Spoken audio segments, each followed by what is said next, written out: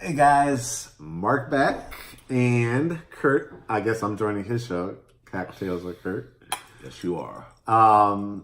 So as we talked about, questions have been rolling in.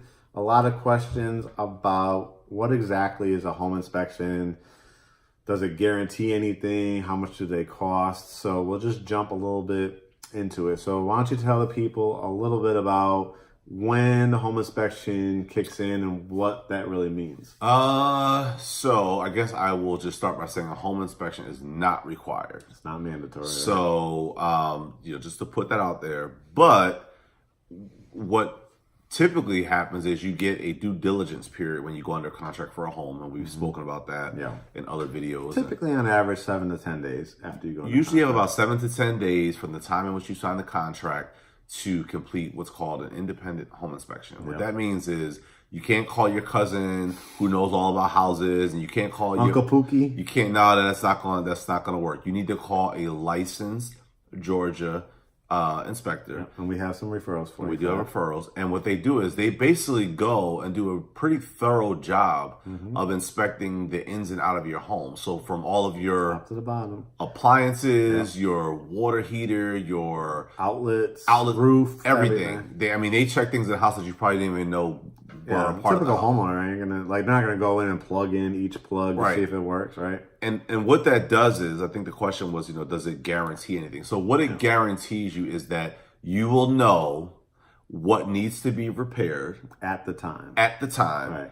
And it will sometimes tell you like the date or how, if your water heater is about 10 years old, it would suggest a repair. It wouldn't say that it's due for repair, but it would just say it's you probably got a limited amount of time left. So you would definitely get the peace of mind with knowing exactly the condition of your house and 95% of what you're walking into. That's how I like to say it. Yeah, you know what you're walking into, and I think for that. And how does an agent work with a private home inspection, and why is it so important to have an agent to handle that report? Because usually what happens is, again, I think in one of the previous videos, if you go and you don't have an agent and you get a home inspected, and you tell that agent that's now representing you and the seller, hey, this report came back and there's 10 things that I need fixed.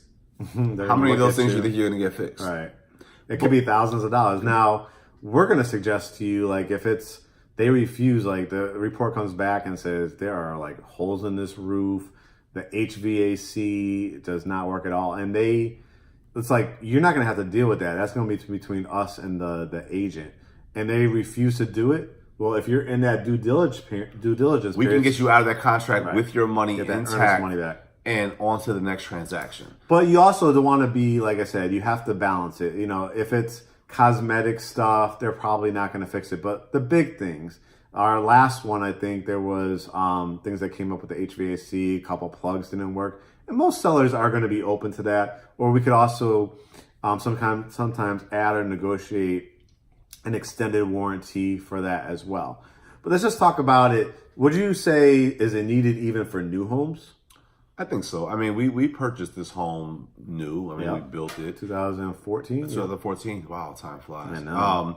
And I still remember, actually, funny story now, it wasn't so funny back then, but before we had actually moved into the house, because we had another place where we were staying, and what we would do is we would kind of come here on the weekends. Yeah, see how it was progressing. See how the area was progressing, because it was still developing and all that. So we would kind of stay here on the weekends and stay at our other place. If memory serves right, it's like I think we closed on the house and we were starting to move.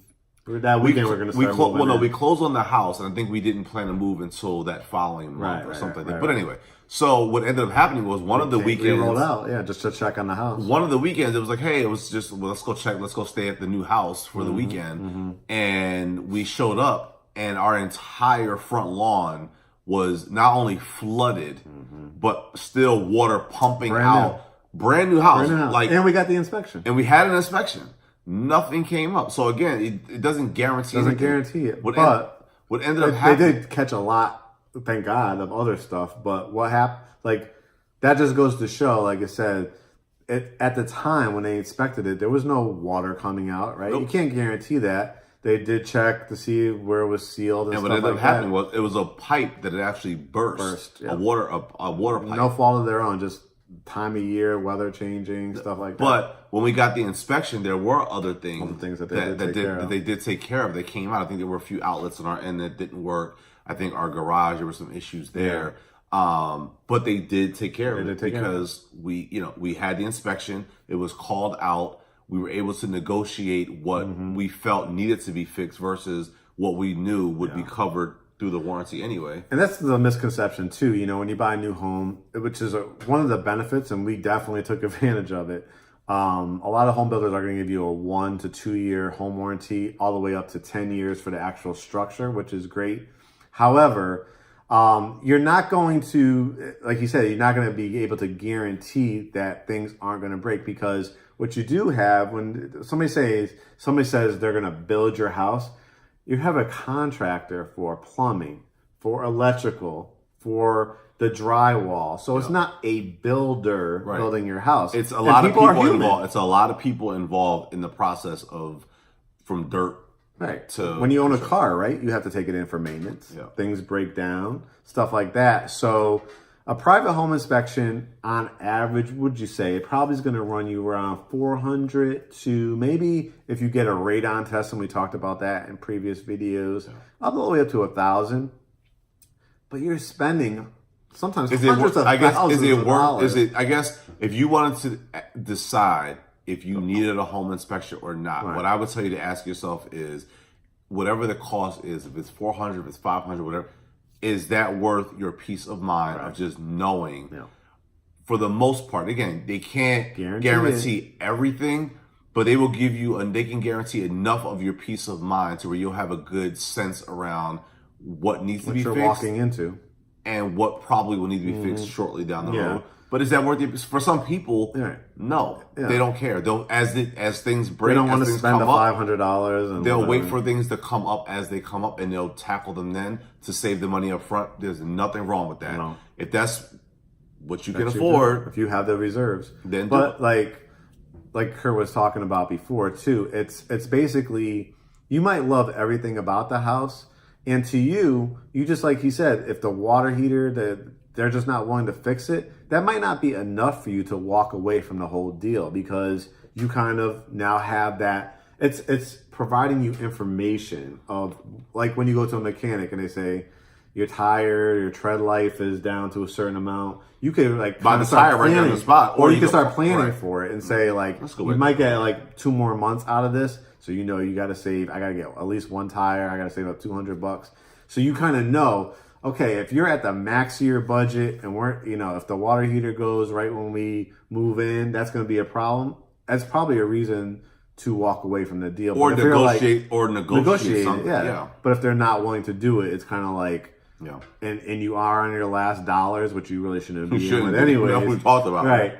But it could be like, maybe I'm going to look into an extended warranty that's going to give me a $75 or $100 deductible for somebody to come out and repair that. So our overall message with private home inspections, we definitely recommend getting it. They're not mandatory by law, but you do, when you're spending that kind of money, you want to know what you're walking into, and you want to have that out clause and make sure that you'll be able to hit those deadlines. Yeah, no, I agree. I think everything you said is spot on.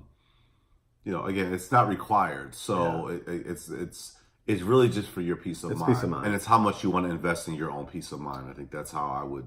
A house is built by human beings, and it's built by parts, and nothing is going to last a lifetime. So you're going to have maintenance. You're going to have to repair things. You just want to have that knowledge, those actual facts by a professional to break down what you're going to have to deal with when you move in, and what can be negotiated during this transaction that the seller can hopefully fix for you before you move in. So I think I think all fair points. I know we're coming up here on time.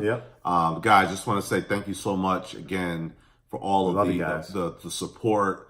Keep the questions coming, right? Keep the questions coming. I mean, we're going to try to do these segments. Every week we collect the questions throughout the week. So put your questions in the comments. If you want to DM us something that you don't want to, you can do that as well. And we just go through the questions, and we'll try to get to these sessions again next week. But again, Thank you so much for the support. We hope to get some new clients, hope to turn some of our existing leads into clients, and make it a great week. Cheers. Cheers.